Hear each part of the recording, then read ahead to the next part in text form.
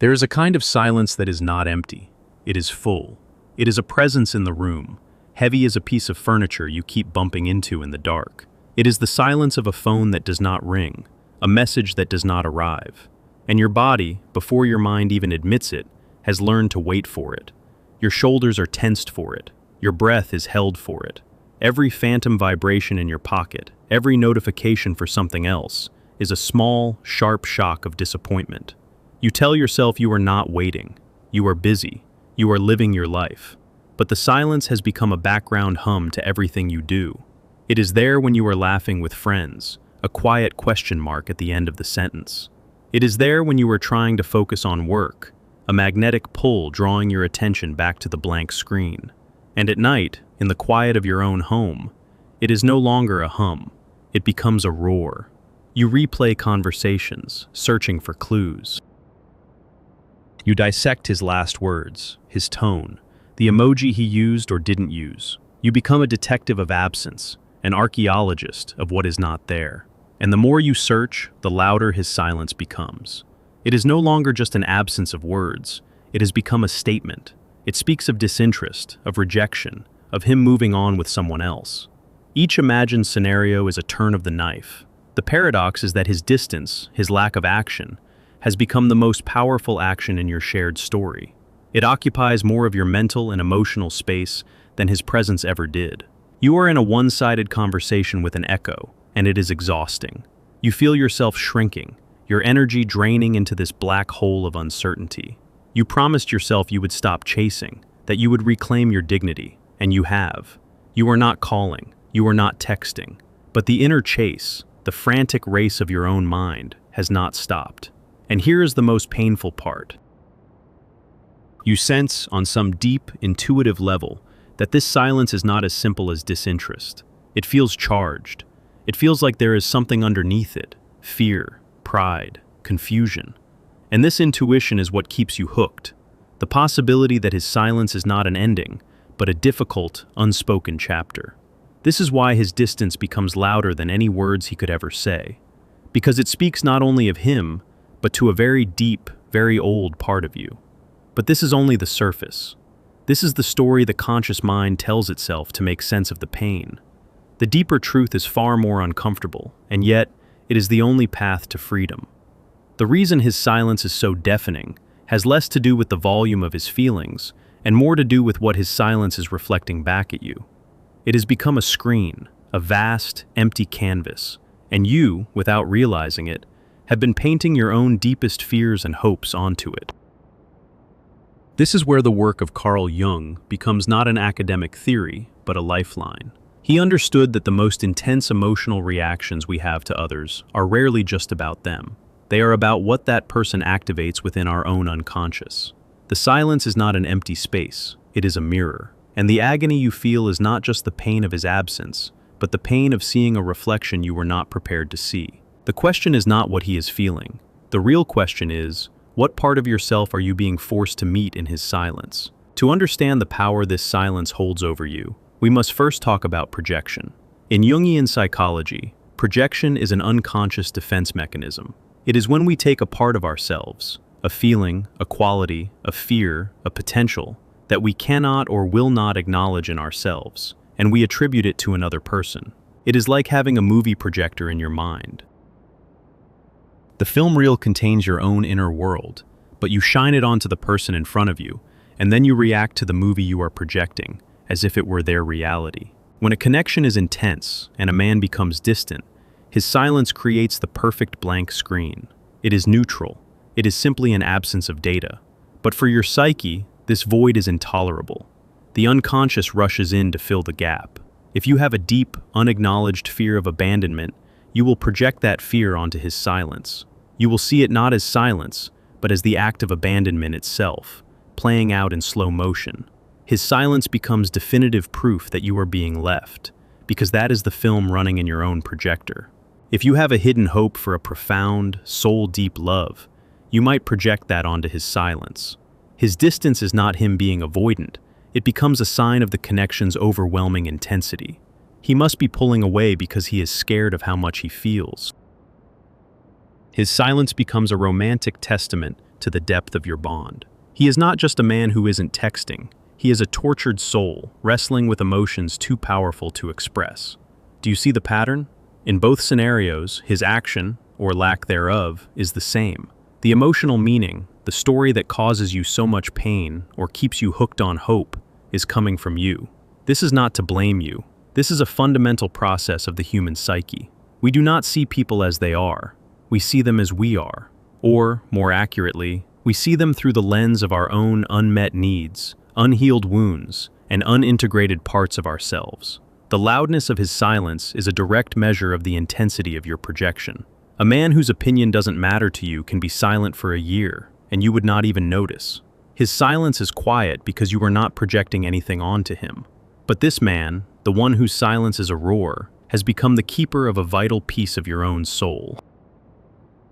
You have unconsciously handed him the key to your self-worth, your sense of being lovable, your hope for the future. You have projected your own inner treasure onto him, and now his silence feels like he has locked it away in a vault, and you are left outside, begging for him to open it. The return to yourself begins with the terrifying, liberating act of withdrawing that projection. It begins with the conscious choice to stop asking, "What does his silence mean about him?"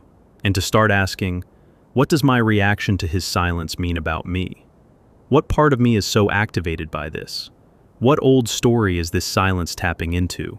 This is the moment you stop staring at the movie on the screen and turn around to look at the projector. And when you do, when you turn the mirror around, you will likely find an old wound. For many women, this is the activation of what Jungian-oriented psychology might call an abandonment complex. A complex is not just a memory. It is a supercharged cluster of emotions, thoughts, and memories in the unconscious, tied to an archetypal core. The abandonment complex doesn't have to come from a dramatic childhood event. It can be formed from subtle experiences: a parent who was emotionally unavailable, the feeling of not being seen or prioritized, a first love that ended abruptly. This complex lies dormant until a situation in the present rhymes with the original emotional wound.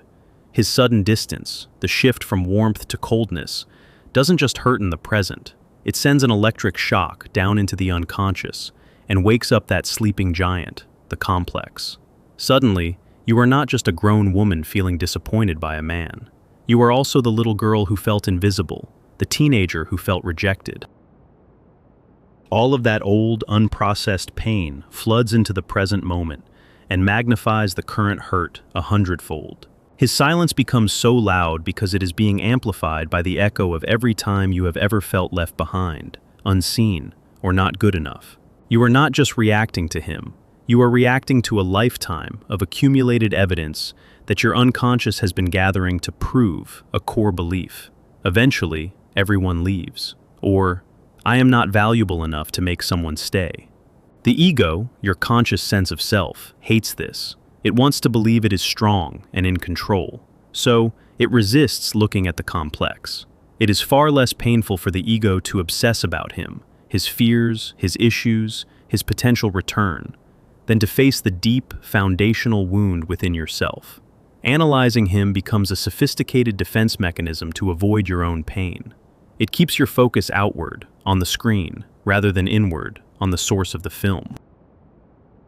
This is why you can feel like you are going crazy. Part of you knows, logically, that you should move on. But another, much more powerful part of you is caught in this ancient emotional loop. This is not a failure of your willpower. It is the magnetic pull of an activated complex. Freedom does not come from fighting it, but from understanding it, from turning to that younger part of you that was wounded and saying, "I see you. This feeling is familiar. But this time, I will not abandon you by obsessing over him. This time, I will stay with you." But there is another layer to this, a part that most people find even more difficult to face. This is where we must talk about the shadow. The shadow, in Jung's terms, is the dark side of our personality. It is the repository of everything we have repressed or rejected about ourselves because it was deemed unacceptable by our family, our culture, or ourselves. It contains our negative traits, like anger, jealousy, selfishness, and neediness. But it also contains powerful, positive potentials: raw ambition, untamed creativity, righteous anger, and profound autonomy. For many women, especially those socialized to be good, kind, and accommodating, the shadow holds the parts of them that are demanding, that put their own needs first, that are capable of saying no without guilt. The persona, the polite social mask you wear, is that of the understanding, patient, low-maintenance woman. She doesn't chase, she is cool, she is not needy. But what happens to all that need? The need to be chosen, to be desired, to be pursued. It doesn't disappear, it gets pushed down into the shadow, and from there it seeks expression in unconscious ways. You might not be chasing him with your phone, but your shadow is chasing him in your mind. It is the part of you that is secretly thrilled by the drama of his distance, because it creates a scenario where you might finally be pursued. His withdrawal activates a secret shadow hope that he will have to come back, that he will have to fight for you, thus validating the very needs your persona pretends not to have. This is a deeply uncomfortable truth. Part of you might be unconsciously co-creating this dynamic, because it is the only way your repressed needs can get any attention. The pain is real, but the drama is also a source of energy. It makes you feel alive, connected, part of an epic story of love and loss. It is more compelling than the quiet, steady work of meeting your own needs.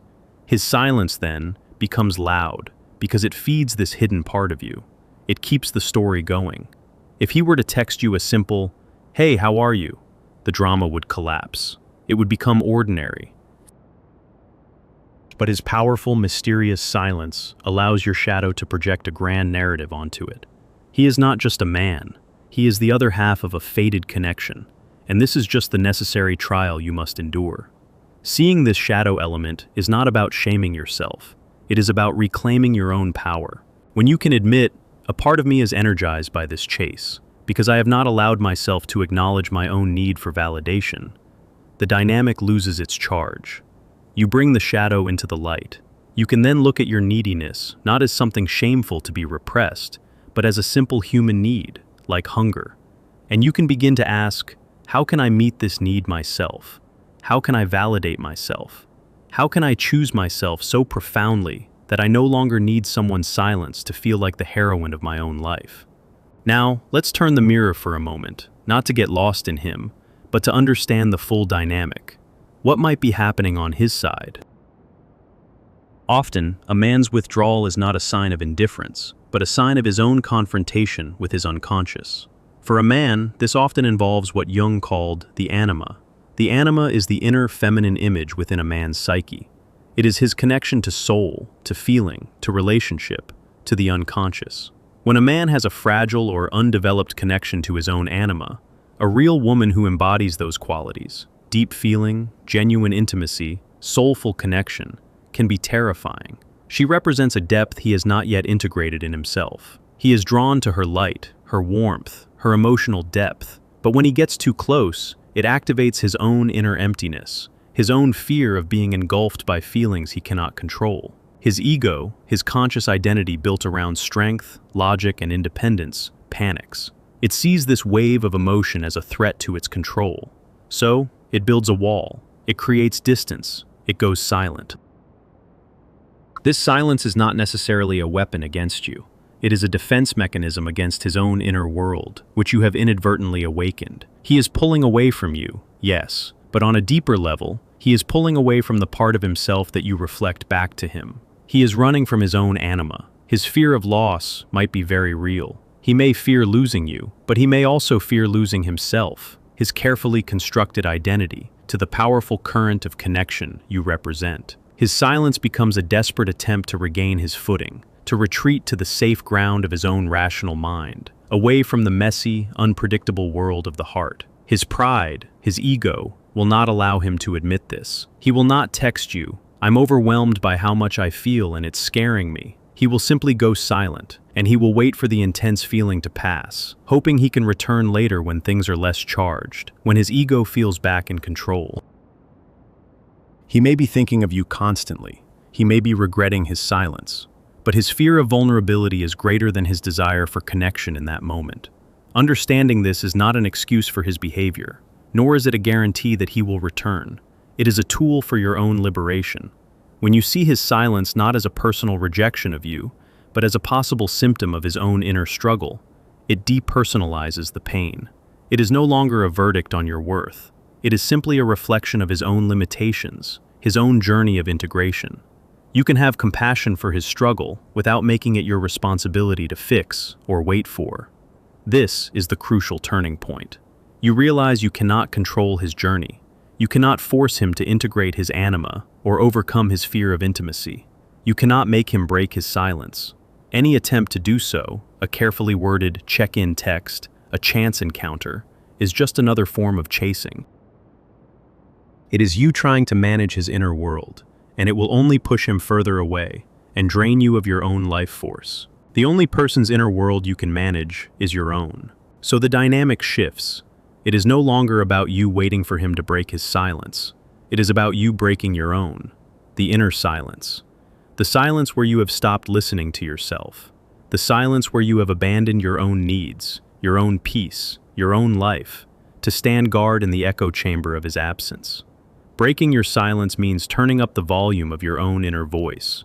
What does she need right now? Not in a month if he comes back, but right now. Does she need a walk in nature? A conversation with a friend that is not about him? Does she need to dance, to paint, to write, to create something that is purely for her? Does she need to feel the satisfaction of completing a project, of solving a problem at work, of feeling competent and grounded in her own reality? Each time you choose to meet your own need, instead of analyzing his silence, you take back a piece of your projected soul. You are literally reclaiming your energy. Imagine your psychic energy as a stream of light that has been flowing from you to him. Now, you consciously bend that stream of light back towards yourself. You reinvest it in your own growth, your own joy, your own peace. This is not a tactic. This is the path of individuation, the Jungian term for becoming a whole, indivisible individual. It is the process of integrating the conscious and unconscious parts of yourself, of withdrawing your projections from the world and finding your center within. At first, this will feel strange. Your nervous system is habituated to the adrenaline of the chase, the dopamine hits of hope, and the cortisol crashes of disappointment. Choosing the quiet, steady path of self-care can feel boring by comparison. You will be tempted to check his social media, to ask mutual friends about him. This is the addiction of the activated complex. You must treat it as such. When the urge arises, recognize it, but do not act on it. Instead, turn your attention inward. What is the feeling underneath the urge? Loneliness? Boredom? Fear? And how can you tend to that feeling directly, right now, without using him as a distraction? Slowly, something miraculous begins to happen. As you stop pouring your energy into the void of his silence, the roar begins to quiet down. It is not that you have forgotten him, or that you no longer care. It is that his silence no longer holds power over you. It is no longer the central organizing principle of your emotional life. It becomes what it actually is, just silence, an absence of sound. It no longer feels like a personal attack or a grand romantic gesture. It is just a fact, and one that has less and less to do with you.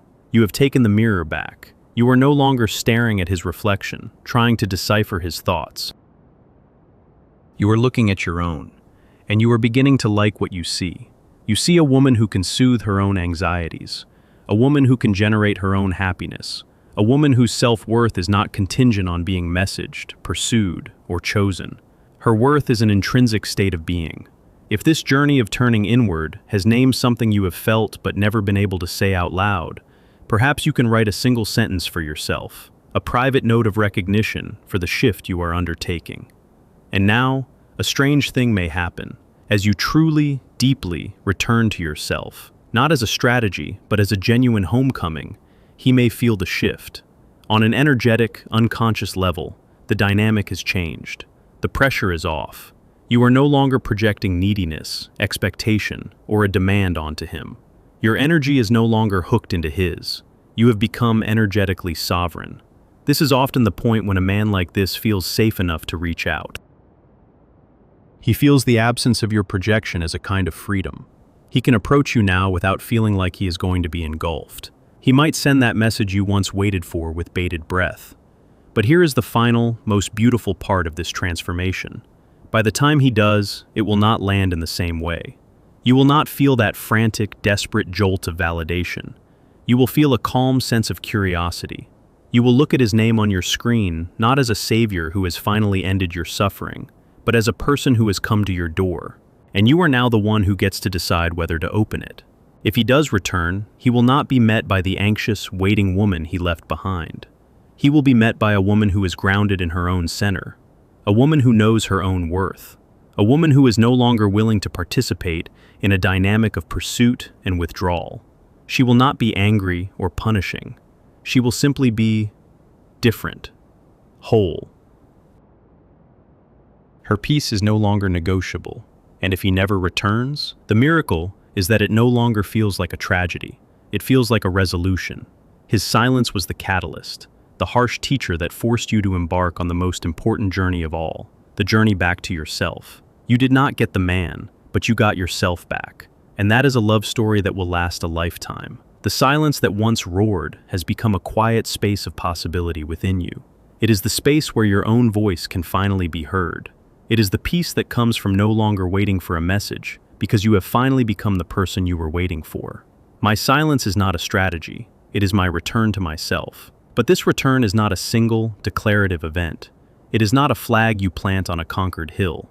The mind may grasp this truth in a flash of insight, but the body learns more slowly. The body holds the score. It remembers the years of holding its breath, the shoulders tensed in anticipation, the stomach clenched in a knot of anxiety. Your nervous system has been trained, perhaps since childhood, to exist in a state of high alert, scanning the horizon for signs of emotional abandonment. The drama of his silence, with its peaks of hope and valleys of despair, was a familiar, if painful, rhythm. It was a chaotic song your body knew how to dance to. The return to yourself, then, is also a somatic journey. It is the process of teaching your body, cell by cell, that it is safe to exhale. It is the conscious act of unclenching your jaw, of dropping your shoulders, of feeling the solid ground beneath your feet. When the familiar wave of anxiety rises, the urge to check his profile, the mental replay of your last conversation, the work is not to shame yourself for it, but to bring your awareness directly into your physical body. Where do you feel this anxiety? Is it a tightness in your chest? A hollowness in your stomach? A buzzing under your skin? Instead of letting that feeling propel you into obsessive thought, you simply stay with the physical sensation. You breathe into it. You don't try to make it go away. You offer it the quiet, steady presence that you once so desperately wished he would give you. In doing this, you are reparenting your own nervous system. You are moving it out of the sympathetic fight or flight state and into the parasympathetic state of rest and digest. You are showing your body, through direct experience, that you will not abandon it in its distress. You are its anchor now.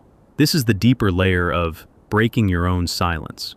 It is listening to the whispers of your body. It is choosing the quiet stability of self-regulation over the addictive chaos of external validation. At first, as we said, this can feel like boredom, but if you stay with it, that boredom transforms into a profound sense of peace. It is the peace of a ship that has finally come into a calm harbor after a long and violent storm. You will know the return is becoming your reality through small, concrete signs. It will not be a thunderclap. It will be a quiet dawn. You will be in the middle of a task or laughing with a friend, and you will suddenly realize, with a soft jolt of surprise, that you have not thought about him for 3 entire hours.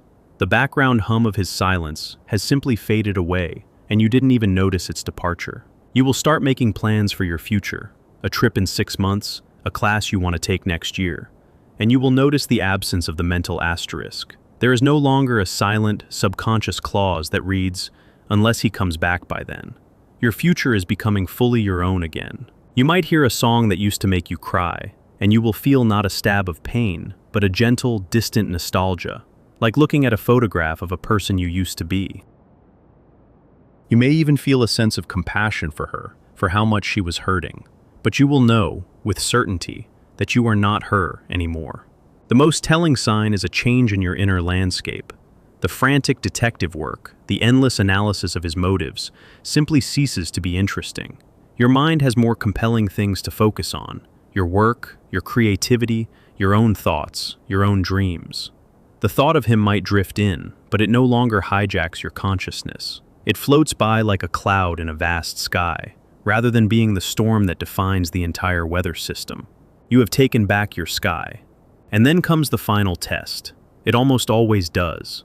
Just when you have found your footing, just when your peace has become non-negotiable, just when you have truly, deeply let go, your phone will light up.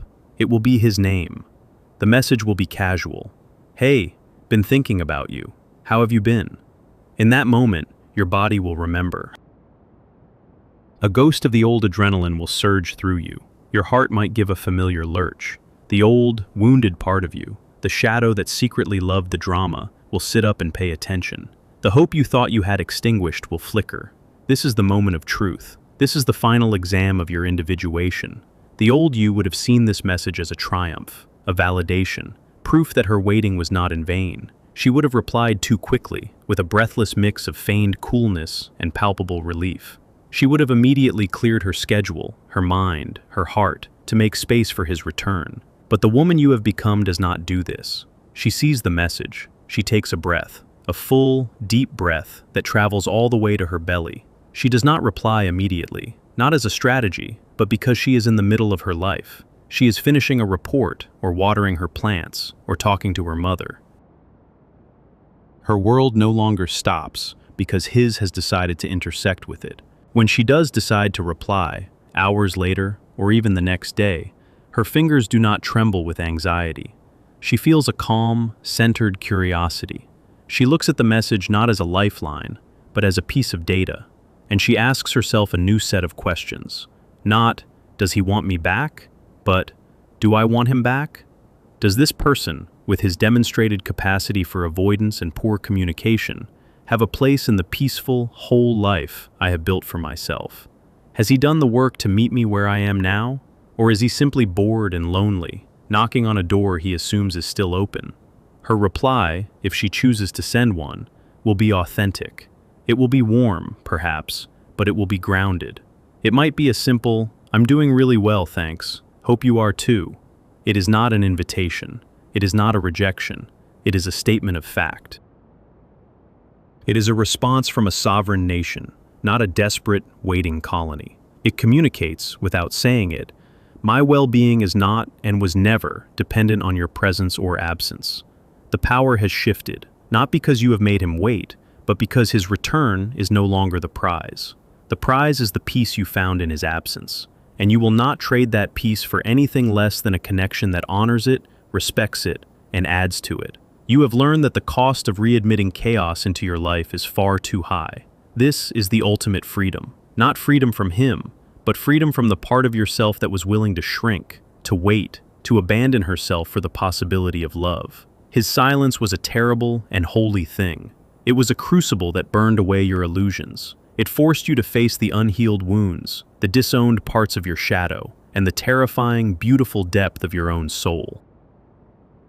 It was the antagonist in your story that forced you to become the hero. And what you find, on the other side of it all, is not a heart that is hardened or cynical. It is a heart made wise. A heart that has learned the vital difference between attachment and connection. A heart that can love deeply, but will no longer betray itself to do so. The journey he initiated with his distance does not end with his return. It ends with your arrival at the center of your own life. You are no longer listening for his footsteps in the hall. You are listening to the rhythm of your own breath, the beating of your own resilient heart, and the quiet, powerful music of a life that is finally, wholly, and unapologetically yours.